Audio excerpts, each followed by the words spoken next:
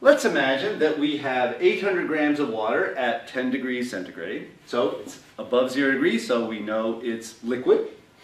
And into it we add 500 grams of ice that's initially at negative 15 degrees centigrade, Celsius.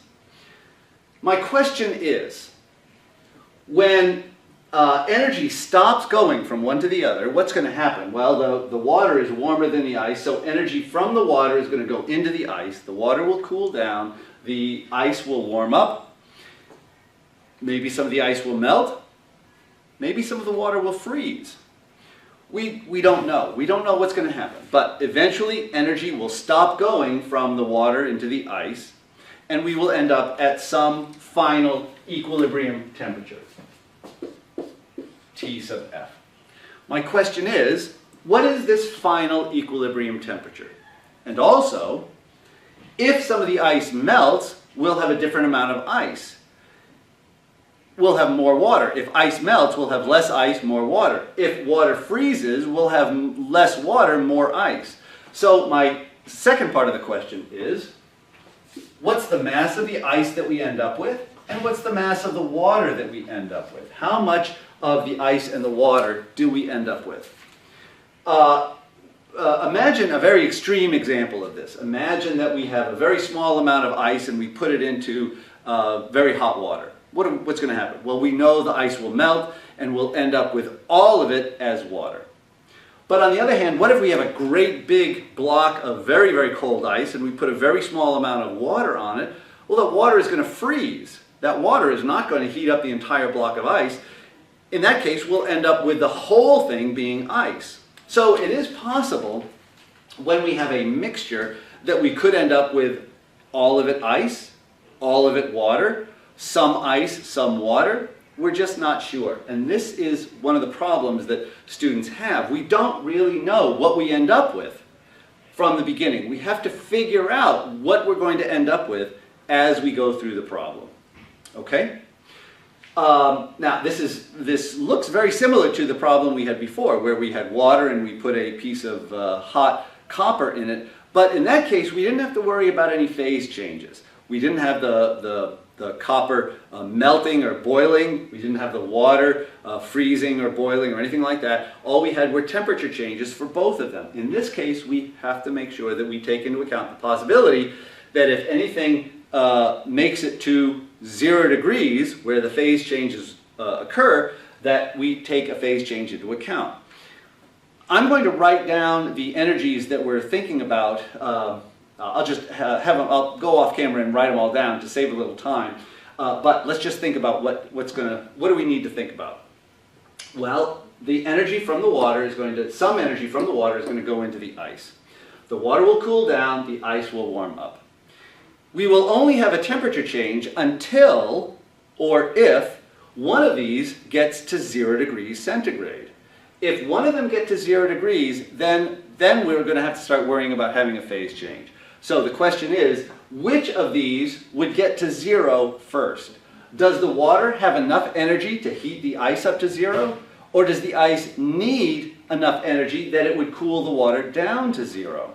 Well, let's figure that out. How much energy would the water give up if it were to cool to 0? Now, we're not saying it's going to, but if it were to cool to 0, how much energy could it give up? And how much energy would the ice need if it were to warm up to 0? Okay, let's put those down.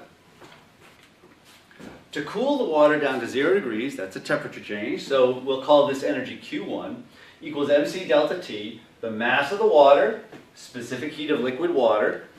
We could put the temperature change as negative 10 degrees because the water is cooling down. That would be a delta T of negative 10.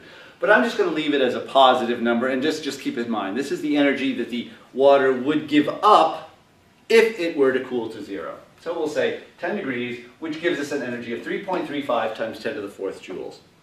Now, what about to heat the ice? Well, we're heating it, not changing its phase yet, so again, that's a temperature change. We'll call this Q2 equals mc delta T, the mass of the ice, the specific heat of ice, and the temperature change up to 0 degrees will be 15 degrees.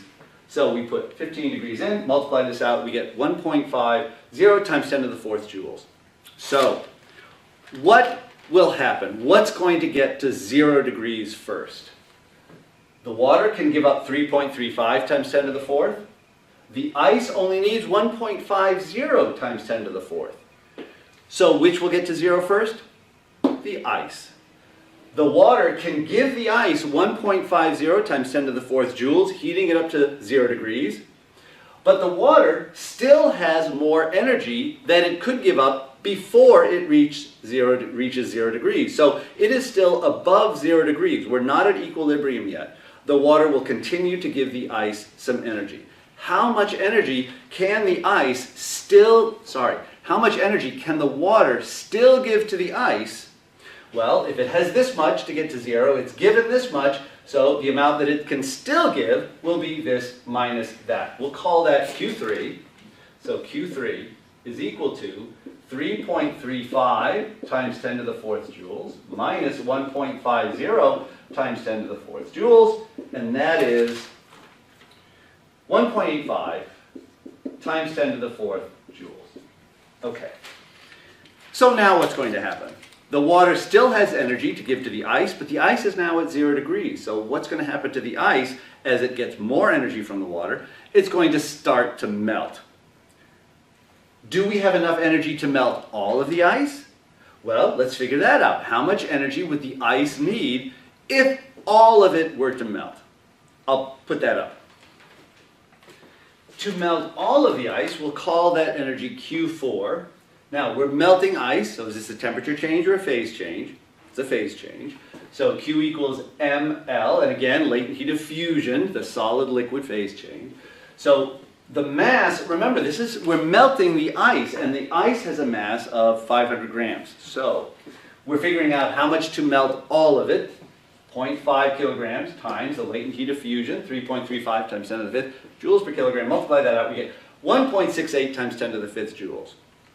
All right, this is the energy that we would need to melt all of the ice. This is how much energy the water still has that it can give up before it reaches 0. Does all of the ice melt or not?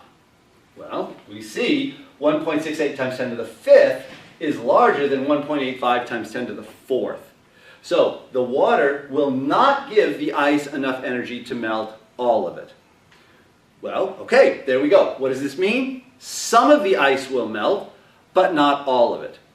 In melting some of the ice, the water will cool all the way down to 0 degrees. We've got the ice melting at 0 degrees, the water is at 0 degrees, we have gotten to our equilibrium temperature. So what do we know? We know that our final equilibrium temperature is going to be 0 degrees centigrade. But how much ice is going to melt?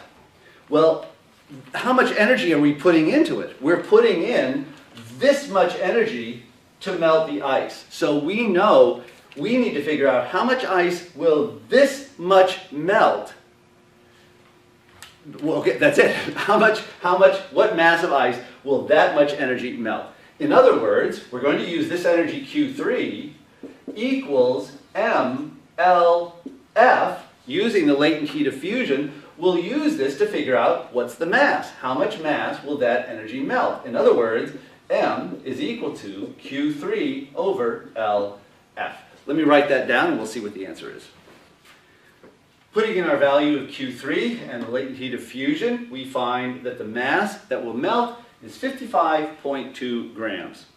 So what do we end up with? If we are melting 55.2 grams of ice, that means we're getting 55.2 grams more water. So the total amount of water will be 800 grams plus 55.2. Well, we can only keep it to the units place. That means we end up with 855 grams of water. How much ice do we have? Well, we started with 500 grams of ice, but we lost 55.2 grams of ice because it melted. So we have 500 minus 55.2, or we end up with 445 grams of ice. And there we go. That answers the question. We end up with 855 grams of water, 445 grams of ice at 0 degrees Celsius, and that answers all of the questions.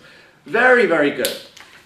This could have been a worse problem. We might have perhaps melted all of the ice, and then we'd have water at 0 degrees and the initial water at some temperature above 0 degrees, and then we'd have to find what the equilibrium temperature is of those two. We'd have to figure out, well, what is that temperature of the water? What temperature does the water come down to in melting all of the ice, to figure out what's the initial temperature of the 800 grams of water before we can actually figure out what the final temperature is. But there's actually another method, another way of doing that. You just figure out how much energy does the water still have, and then you can use that to figure out what's its temperature above 0 degrees. Okay, but anyways, there is another approach to solving this type of problem. And actually, I have to say, I used to only use this approach, and then a student of mine either figured this out himself or he learned it somewhere, I don't know which, but he showed me another approach that I just think is very, very clever. And I want to show you a different approach to solving a problem like this, because it is actually a better approach for some types of problems. So let me outline that for us.